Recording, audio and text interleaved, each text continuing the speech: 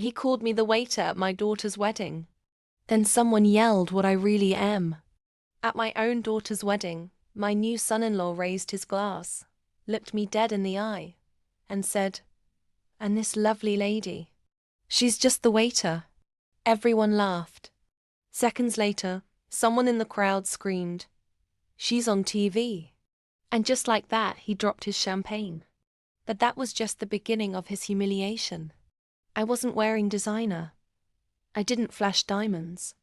I wore a simple dress, hair pulled back, quiet, observant. That's how I've always been. The wedding was stunning, expensive, lavish, and I paid for none of it. My daughter wanted the fairy tale, and her groom wanted the spotlight. He always saw me as old-fashioned. His own parents were cold to me too, thinking I was some small-town nobody with no pedigree. I didn't mind. I'm not here to impress. But when Ethan clinked his glass and said, "And let's not forget the one who kept our glasses full tonight, my beautiful mother-in-law, who's clearly moonlighting as the waiter," laughter echoed.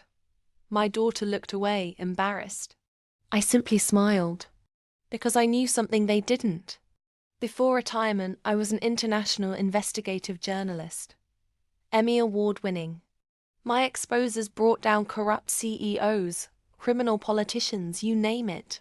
But after I left that life, I stayed quiet, wrote books under a pen name, lived modestly.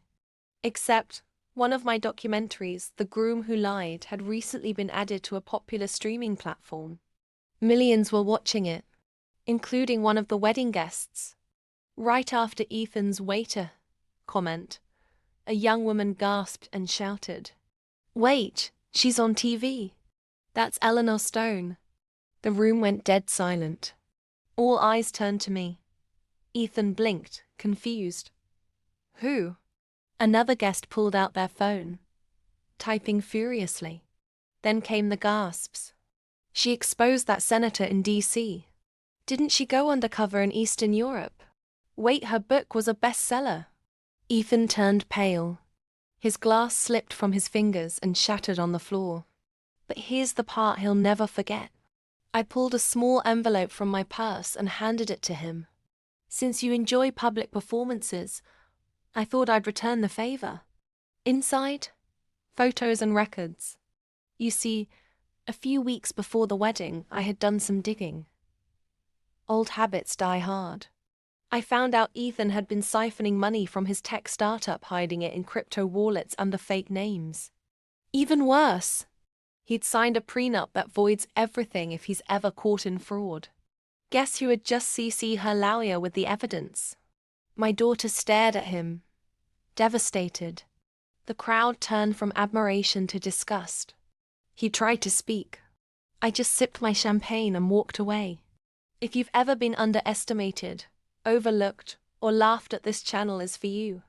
Subscribe for more real stories that prove age doesn't dull your edge. Silence doesn't mean weakness. And revenge, sometimes it's best served after dessert.